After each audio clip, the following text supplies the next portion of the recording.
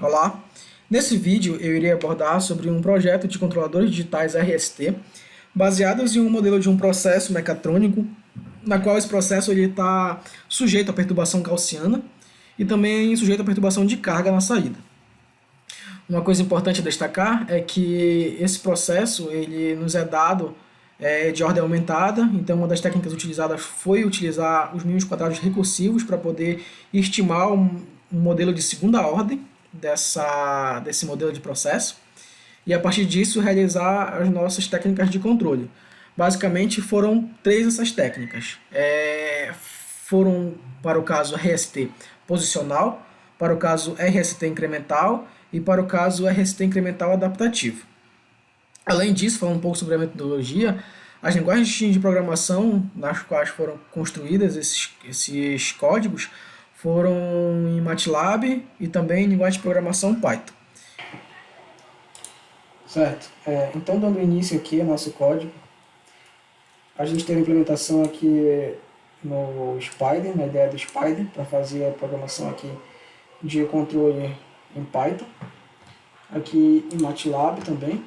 A gente tem o RST incremental, aqui o posicional, aqui o RST incremental adaptativo. Isso aqui foi uma função MQR que eu criei para poder fazer a estimação do modelo de segunda ordem. Então eu só chamo a função, passo os parâmetros para essa função e ela me retorna os parâmetros B0, A1 e A2. Aqui no Spider eu faço basicamente a mesma coisa também.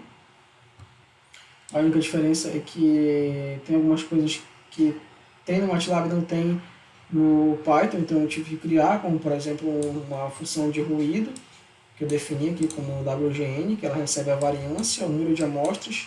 Essa ALP ruído é apenas se eu quiser tirar o ruído do sinal ou colocar o ruído no sinal, sendo 0 ou 1, para poder fazer modificações de forma mais rápida e prática, sem ter que modificar muitas linhas de código. Se eu quiser visualizar, né, o algoritmo de controle funcionando por várias vezes, aí testar, né, fazer várias modificações. Aqui eu defino o meu MQR, uma função MQR, que ela vai receber o vetor de saída discretizado, né, as amostras. A mesma coisa também as amostras de entrada. Esse meu TS, que é a minha período de amostragem, e o lambda, que é o meu fator de esquecimento. Então eu estou utilizando o lambda igual a 1, né, quando eu passo para a função. Aqui na minha defino minha perturbação de carga. Essa perturbação de carga recebe como argumentos aqui esse meu percentual de perturbação de carga. Eu estou utilizando o percentual de 30% apenas. Né? Esse meu N, que é o número de amostras, para 20 segundos ele é 400 amostras, com base no TS, né? No TS. E aqui essa opção de carga, opção de perturbação de carga é a mesma coisa similar lá do ruído. 0 se eu não quiser nada, 1 se eu quiser a perturbação. Tá. Outra coisa. Aqui eu defino o meu polinômio de alocação, meu lugar de Z. E aqui os parâmetros RST, com base na solução da equação de Diophantine. Para esse caso incremental, eu utilizei uma solução que foi dada lá em sala de aula, mas para o caso posicional, eu resolvi fazer um vídeo resolvendo a equação de Diophantine para a solução para o caso posicional. E aqui é o meu loop de controle, né? Aqui tem o sistema de controle RST incremental e aqui o meu modelo de simulação. Eu pego minhas amostras Y de K. E aqui eu faço apenas um plot, né, utilizando o matplotlib. Aqui eu estou utilizando também a biblioteca de controle para facilitar algumas funções, criação de algumas funções, como por exemplo a ATF, né, Transfer Function, para poder definir um fluxo de transferência. A NumPy, que ela vai facilitar a gente trabalhar com as matrizes e vetores, né. E é um padrão que a biblioteca control retorna, então a gente poderia trabalhar só com listas ou com arrays próprios, mas devido ao retorno, né, da biblioteca control, ele trazer tudo em formato de matrizes e vetores NumPy, eu resolvi utilizar tudo em NumPy e definir uma forma só na parte de programação. Aqui são as bibliotecas necessárias, né? A CPy, por exemplo, ela vai fazer a convolução, utilizar para realizar a convolução do HC com HKO. E bora rodar o código. Aqui no caso incremental a gente percebe, né, que ele tem a presença de ruído, então está um sinal bem ruidoso. Esse sinal ruidoso, apesar disso, ele consegue ir para a referência, né? Consegue atingir a referência. Na metade das amostras, ele sente 30%, né, uma perturbação de carga, mas ele consegue voltar para a referência, né? Porque eu botei uma referência de 1. E aqui é o meu custo de sinal de controle, né? Aqui na metade das amostras ele dá um momento para poder compensar essa perturbação de carga que ele sente. Aqui em pontilhado é a minha referência. Aqui a identificação, né, com MQR, que eu faço utilização. Aqui em preto é o sinal de referência, né? Aqui em vermelho é o sinal real e em azul é o sinal função identificada, né? O algoritmo de mínimos quadrados recursivos. Aqui é apenas um plot que eu estou fazendo da entrada e saída, né? O de K e o Y de K, em malha aberta da planta, para visualizar apenas como é o comportamento. E aqui no MATLAB também foi feito a mesma situação, o RST incremental. A única diferença aqui é que as funções, tem uma função que eu criei, né, que é para estimar a G de Z, para reduzir o modelo de segunda ordem. Então, para ela eu passo os parâmetros de B de Z, de aumentado, né, o A de Z, o tempo de amostragem, né, o TS segundos, e o tempo final. E aqui esse 1, né, é o fator de esquecimento, similar ao que eu fiz lá no Python. Aí ele retorna como parâmetros, né, esse G de Z est, retorna a função G de Z estimada. Bora rodar aqui.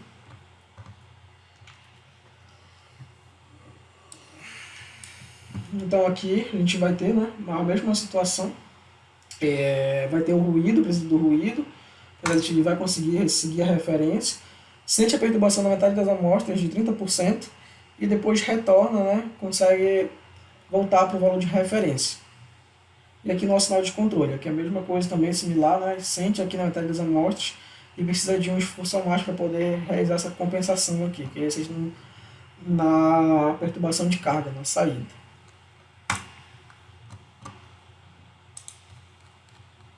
Daqui, né? Outra coisa importante é aqui a nossa parametrização, né? Nossa sintonia, que a gente achou com base na solução da equação de Diophantine. Aqui é a função, né, do MQR que eu estou utilizando para poder fazer essa estimação. Esse algoritmo aqui eu realizei estimação na graduação, então eu só aproveitei ele para transformar em função e trazer os valores para não perder muito tempo programando, né? Mas isso aqui não é difícil de fazer, mas eu preferi deixar esse esforço para fazer no Python, essa programação do MQR. Tá. Agora a gente vai para o caso recursivo, né? Ele é similar, vai obter valores similares também. A diferença é que os parâmetros de A e os demais, que são calculados a partir de A de Z, eles são adaptados com o tempo, né? Então é meio que uma adaptação aí, né?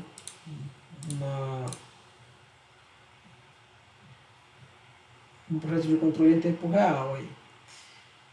Aqui o RST incremental adaptativo, bora rodar ele. Aqui ele nos entrega aqui alguns gráficos. Aqui a identificação do MQR, né? Vou fechar isso aqui é entrada e saída, que apenas estou usando para visualizar essa entrada e saída, né, do modelo real, sem ser o reduzido. Aqui a gente percebe, olha, que é o mesmo mesmo resultado, né, do RST incremental, não mostra, sem ser adaptativo. Aqui, bora colocar aqui aumentar aqui, bora aumentar o valor de simulação, só para visualizar, né, questão do tempo final. Só fechar aqui, porque senão ele vai bugar aqui. Tá, bora ver. Aqui, ó. Então ele consegue, mesmo uma quantidade de 200 aqui, né? Tá fazendo com 20, aqui com 200 ele consegue sem mais estabilidade.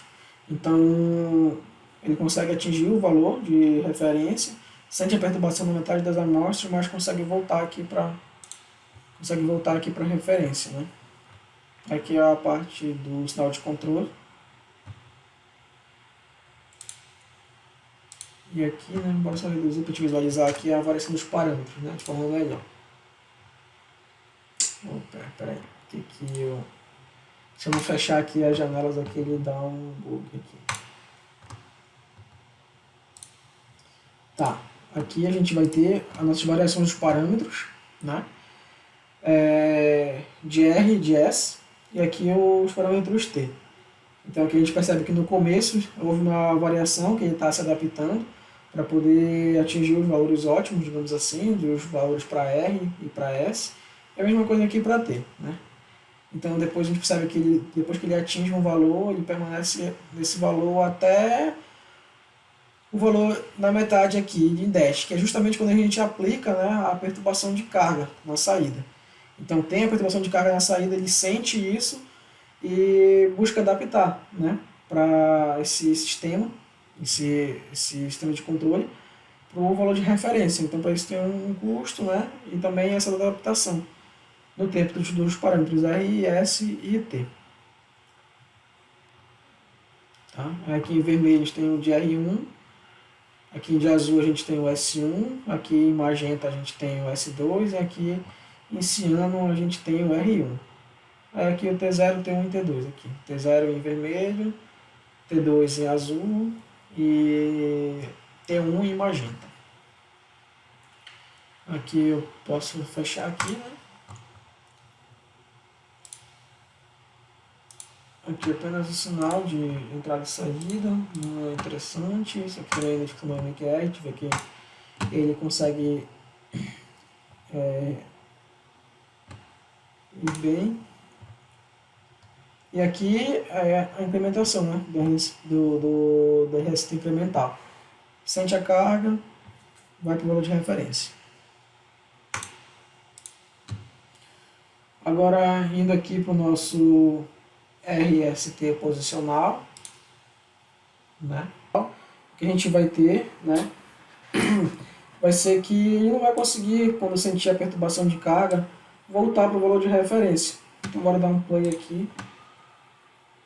Aqui, né, a gente percebe isso, que ele consegue seguir a referência, mas quando ele sente a perturbação de carga, ele não volta para o valor de referência, conforme o controle RST incremental, né? Então a gente percebe um problema, né, que o RST posicional apresenta. Aqui a identificação MQR da estimação, aqui uma relação entrada e saída da ponta e malha aberta. Aqui bora fazer uma modificação aqui, só para ver como ele está seguindo a referência. Bora modificar aqui. Bora tirar essa perturbação, né? Bora modificar aqui no valor de referência. Vou aplicar um aqui, aplicando aqui em 5, em 30, 60 e 80, né? O porcentagem da quantidade total de tempo. Bora colocar aí que vai para 1, depois ele vai para 2, depois ele vai para 1. Vou dar aqui o play. Aí percebe, olha aqui que ele está cumprindo, né, o objetivo de controle. A gente pode deixar esse tempo, né, que ele atinge de forma mais rápida, modificando lá o fator de amortecimento da planta, de malha que a gente deseja. entrada e saída. Aqui no MATLAB também, né, a mesma história, aqui, se eu fechar aqui. E aqui por caso o RST posicional. Aqui para cá, para cá para outro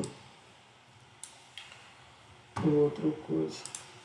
Aqui ó, a mesma história. Ele vai, segue o valor de referência, sente a carga, mas não consegue voltar para o valor de referência. Que torna-se um problema, né? Mas se a gente for tirar, né, essa carga aqui, deixa zero aqui, né? E bora modificar aqui vou comentar isso aqui, bora deixar esse valor de referência aqui.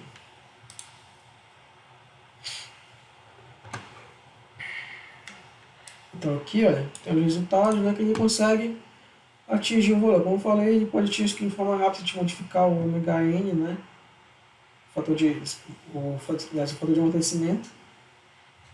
E aí ele consegue atingir de forma mais rápida. Mas a gente percebe que ele está seguindo a referência, né? Está botando degrau para 1, degrau para 2, depois um degrau para 1, ele consegue seguir a referência tranquilamente. Deixa eu mudar aqui o nosso ômega, cadê? E aqui o que a gente quer. Bora botar aqui um igual a, sei lá, 6 ômega n. Vamos ver aqui, botando. Ó, percebe que ele já consegue convergir de forma mais rápida, né? Então, é isso. A parte da implementação da resolução da equação de Fantino a gente apresentou em seguida aí. Foi feito por causa do RST incremental, que foi o RST posicional, que foi que a gente obteve essa sintonia, essa síntese aqui RST. O R2, o R1 e o S0 aqui. A gente obteve aqui deixa eu aumentar aqui no Python para RST posicional. Que a gente obteve aqui um H2 igual, um R2 igual a H4 dividido por A2, aqui o R1 e o S0, né? Então em seguida a gente apresenta como a gente chegou nesse resultado aí. E é isso, valeu! Olá pessoal, tudo bem? Nesse vídeo a gente vai estar abordando aqui uma solução para a equação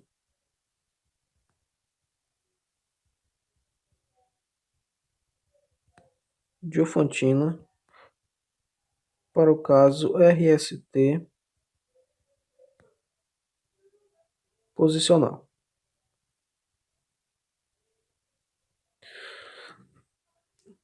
Certo, é importante entender primeiramente a nossa estrutura, né, da nossa equação.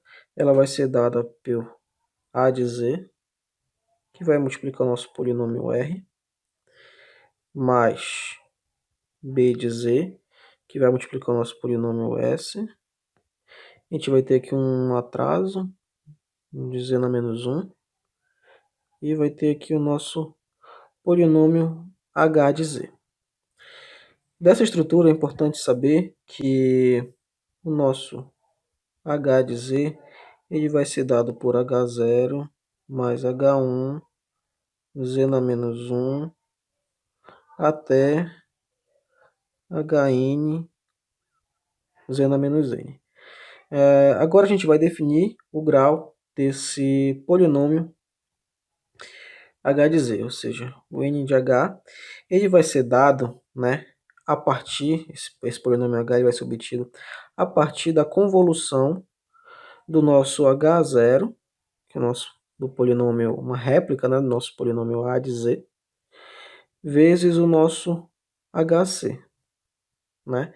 Aí, a partir disso a gente obtém o nosso H de Z na programação aí. Com isso, o nosso grau vai ser igual ao grau do polinômio A mais ao grau do polinômio HC. Como nosso modelo ele é de ordem aumentada, mas a gente reduziu para a segunda ordem, né? Então a gente vai ter que aqui vai ser 2, né? E o que a gente quer, né? A imposição nossa é uma imposição de segunda ordem. Então também é 2. Então o nosso polinômio H ele vai ter grau 4, né? Ou seja, o nosso H de Z ele vai ter a Z, esse N aqui vai ter 4. Outra coisa importante é que o nosso polinômio A ele é um polinômio mônico, ou seja, o primeiro número dele é igual a 1, igual a unidade. Então, a gente precisa ter de um lado a mesma coisa que a gente tem do outro. Então, esse nosso H de Z também ele precisa ser mônico. Ou seja, esse H0 ele precisa ser 1. Então, nosso H vai ficar da seguinte maneira. 1 mais H1, Z na menos 1, mais H2,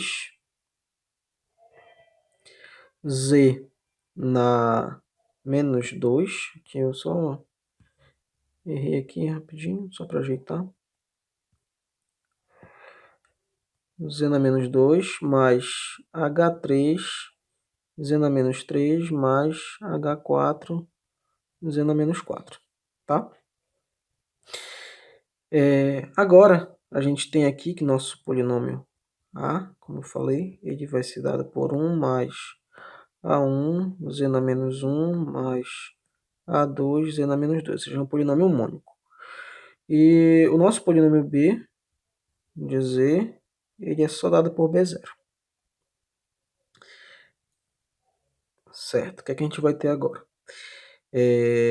A gente vai agora substituir, né, esse nosso polinômio A e o B, né, aqui na equação. Então, o nosso polinômio A ele vai ser dado por 1 mais A1, Z na menos 1, mais A2, Z na menos 2, que vai multiplicar o nosso polinômio R. Por enquanto, vou deixar assim, R de Z. Já vou explicar o porquê.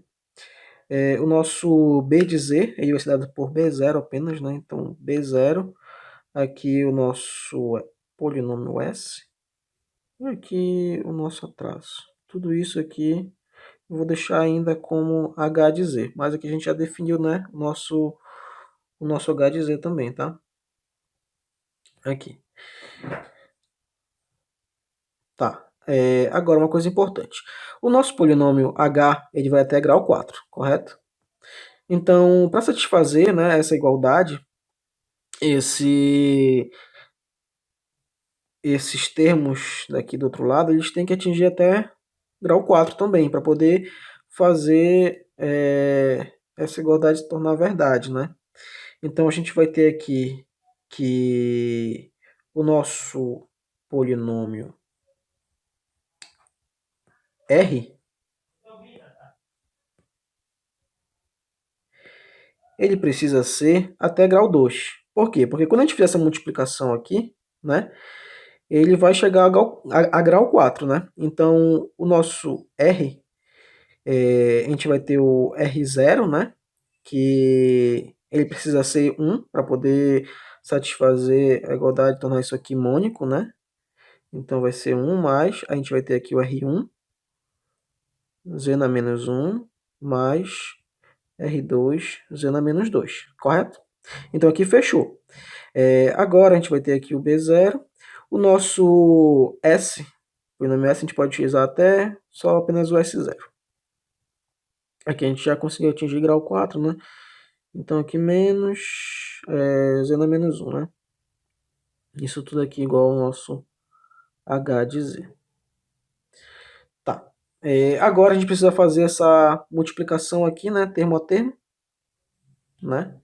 Fazer essa multiplicação aqui termo a termo para poder isolar, né, os termos em Z na menos 1, Z na menos 2, Z na menos 3 e Z na menos 4. Então, fazendo aqui o primeiro termo aqui, pegando o 1, né? A gente vai ter o 1 multiplicando com essa galera aqui. Então, basicamente vai repetir essa segunda galera aí. Vai ficar 1 mais R1, Z na menos 1, mais R2, Z na menos 2. Mais, agora esse segundo termo multiplicando toda essa galera, né? A gente vai ter aqui o A1, Z na menos 1, mais A1, R1, Z na menos 2, mais A1, R2, Z na menos 3, correto? Agora, pegando esse terceiro termo aqui, né? A gente vai ter aqui que vai ser ao A2, Z na menos 2, mais A2, R1, Z na menos 3, mais A2, R2, Z na menos 4. Isso tudo aqui, né, somando aqui o nosso B0, S0, Z na menos 1, que é o nosso igual ao H de Z, tá?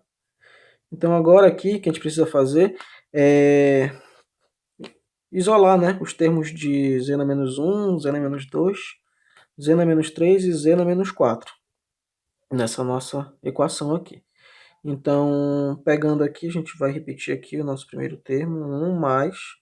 Agora, todos os termos de Z na menos 1. A gente vai pegar uma cor aqui, né? A gente vai ter aqui Z na menos 1 aqui, a gente vai ter Z na menos 1 aqui, a gente vai ter Z na menos 1 aqui. Então, pegando esses termos, a gente vai ter R1 mais A1 mais B0, S0. Isso tudo multiplicando Z na menos 1. Agora aqui, a gente vai ter, bora pegar todos os termos de segunda ordem. A gente vai ter aqui o R2, multiplicar Z na menos 2, A1, R1 e o A2, né? Apenas esses. Então a gente vai ter aqui o R2, a gente vai ter aqui o A1, R1 e a gente vai ter aqui o A2. Isso tudo aqui multiplicando Z na menos 2. Agora aqui a gente pega os termos de Z na menos 3. Então a gente tem esse termo aqui e a gente tem esse.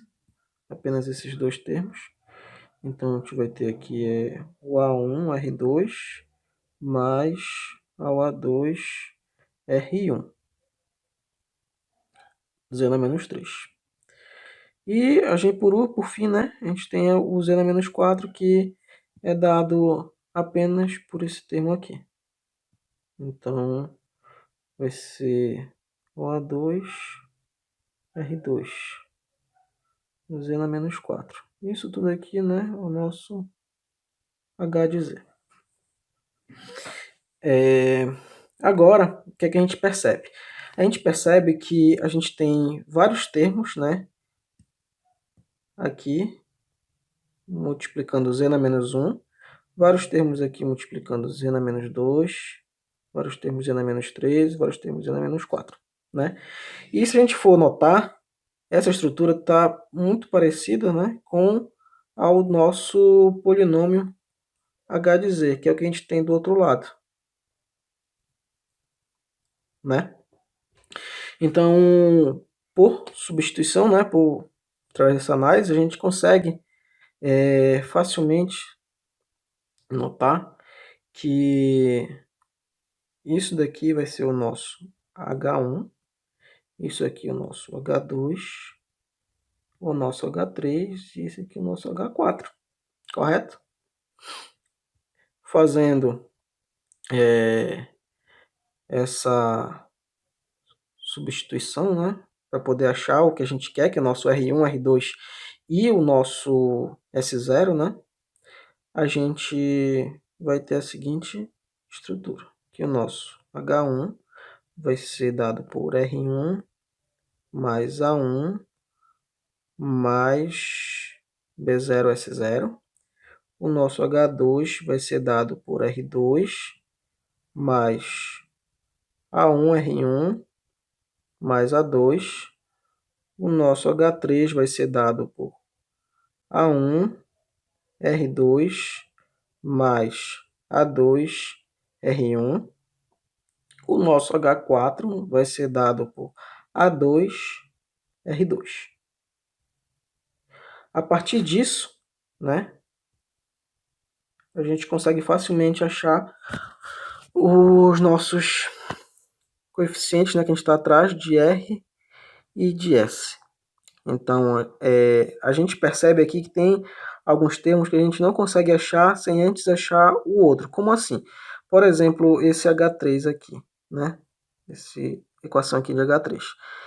A gente tem aqui duas incógnitas, R2 e R1, né? Então, a gente precisa achar uma delas para poder calcular a outra. Então, avaliando entre essas quatro equações, a gente percebe que a gente deve começar aqui pela H4. Porque a gente conhece o H4 e a gente conhece o A2, correto? Então, a gente consegue achar o nosso R2. O R2 vai ser dado por H4 dividido por A2. Tendo agora o nosso R2, a gente consegue achar aqui o nosso R1, correto? Então, bora para outra equação. A gente vai ter aqui que o nosso A2 R1 ele vai ser igual ao H3, passando esse outro termo lá, subtraindo.